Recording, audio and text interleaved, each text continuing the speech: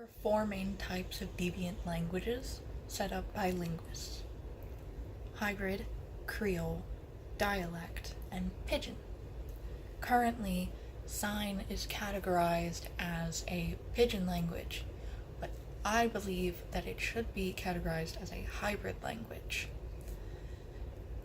Altering the classification would be a great first step towards making deaf inclusion more proliferate.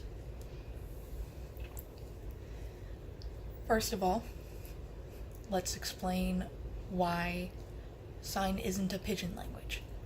A pidgin language is classified as a language which forms when two other languages meet, and right here on the barrier, there needs to be a middle ground, so to speak. So it's kind of like a baby language formed between the two parents. It should be understandable from both sides, and it'll have a truncated grammar system and no native speakers. That is one of the hardest classification lines for a pidgin. ASL, however, has a very well-structured grammar system. It's just very different from English. In fact, it's similar to the Russian grammatical system, and no one doubts Russian as an actual language. Furthermore, ASL does have native speakers.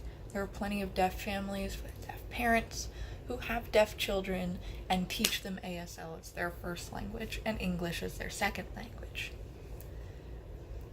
Moving on, hybrid languages are when two languages meet, like a pidgin, but it has native speakers, it has a full grammatical system, and it must be totally different from either two parent languages. I believe that Sign is a hybrid derivative of French, French Sign, and English. That would be ASL. In place of English for any other sign language would be the native spoken language in that area.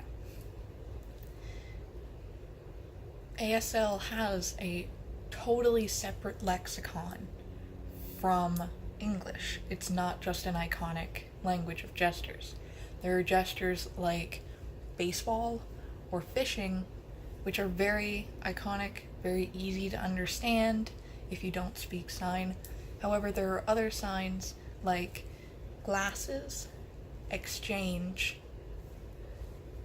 which would be much more difficult to guess if you had no idea. All of the family signs have no iconic meaning aside from sign language. Girl, sister, brother, mother, father, grandmother, grandfather. None of those mean anything without the sign meaning. This just looks dumb if you're not using it in sign language. So sign does have its own lexicon set aside for itself. A lot of the dissension, however, arises from the fact that ASL does not have a written form.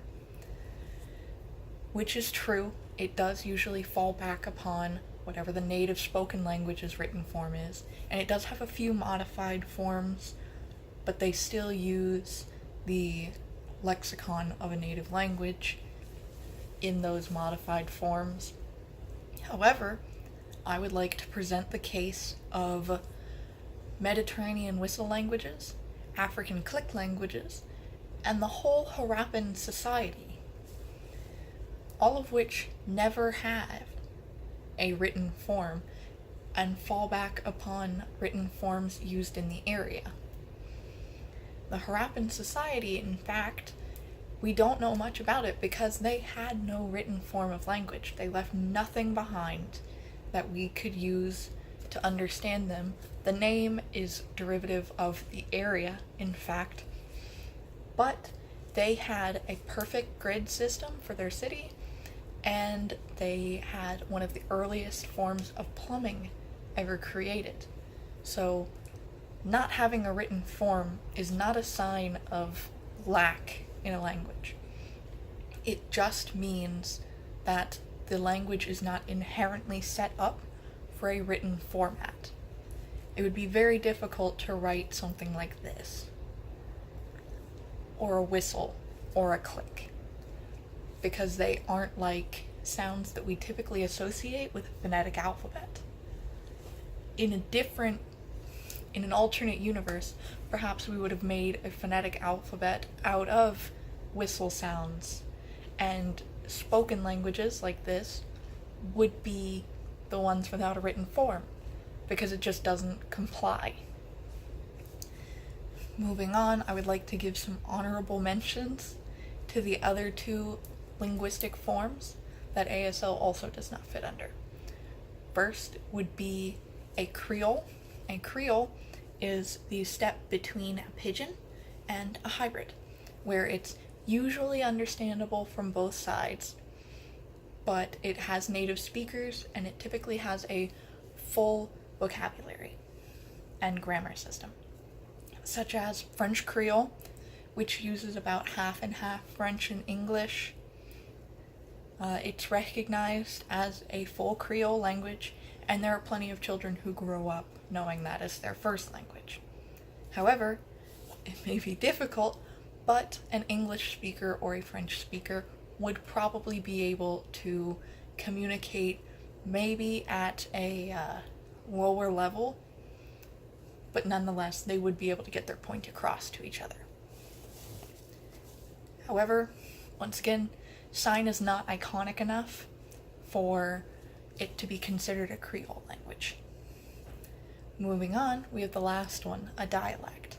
Dialects, rule of thumb, must share 80% of the parent's language vocabulary. However, they're usually generalized to one specific geographical area, and they typically form new vocabulary based on this area. For example, German has the most dialects recorded out of any other form of language. One of which would be in southern Germany, there's much more rainfall than in northern Germany. And in northern Germany, they have the city's capital. So they are much more likely to use Hochdeutsch, or High German. Rather, the southern Germans tend to have a language built more around the concept of rain. So this one specific dialect that I'm talking about actually has 4 times as many words to describe rain than the original German language. However, sign isn't a dialect because it doesn't share 80% of its vocabulary with any language, and it is not restricted to one geographical area. Sign is prolific. It's not universal. Those are different signs. They're dialects. Sign is not a dialect, rather it has dialects. For example, in Florida, we sign soccer like this. The rest of the world signs soccer like this. Or in California, they'll sign their numbers like this, whereas we just hold them. 21 here, 21 there. Very small things, but once you go across the pond, dialect distinctions will become much more specific to those areas.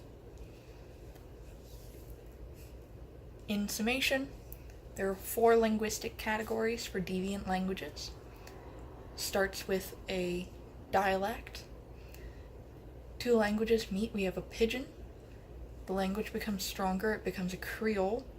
And finally, it becomes a hybrid before it goes on to be a full language. I believe that ASL, far from being a pidgin, is actually a hybrid language, because it does have a full grammar system, and it does have its own lexicon for the most part.